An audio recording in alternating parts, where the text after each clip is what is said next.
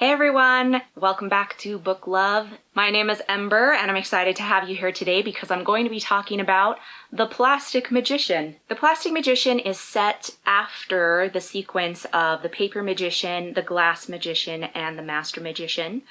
However, this book has a new main character. Her name is Alvi. Just to review if you didn't watch my earlier video, which you need to, in this world, magic can be done by bonding to any material that is made by man.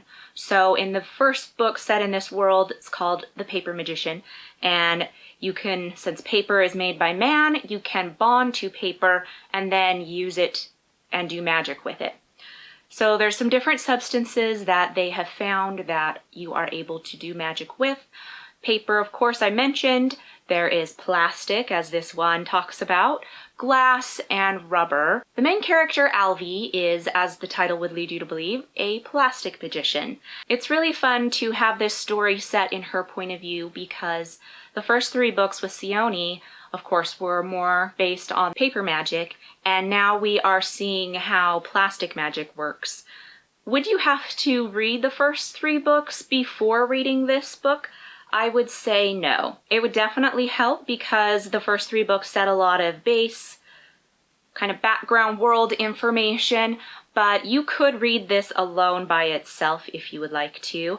I do highly recommend those first three books though. Very enjoyable read. So what drew me to this book, other than that I have the first three, is this awesome cover. So I just absolutely love the cover art on this.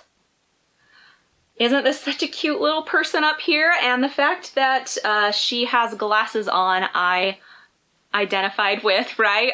I've been wearing glasses almost my whole life since I was about 11 or 12, somewhere in that range.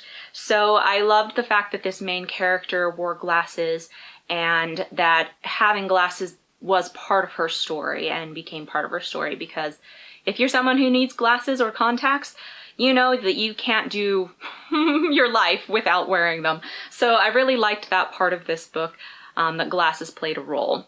Alvi is a really fun character. She's definitely different than Sione in the first three books, which I really appreciate. You can see that Charlie Ann Holmberg did a really great job world building her alternate history, London and America. She has so much detail in them that they're really believable, having the magic around as well as budding technology. And it's really great and fun to see how those two things are starting to come into the world and how it's affecting how people live their lives. Another thing I really enjoyed about this book was just kind of seeing more of the full scope of this world that Charlie Ann Holmberg has created. The first three books really had a satisfying, story arc, and you did get to get more richness as the story went on, as far as, the vision, the vision of the author.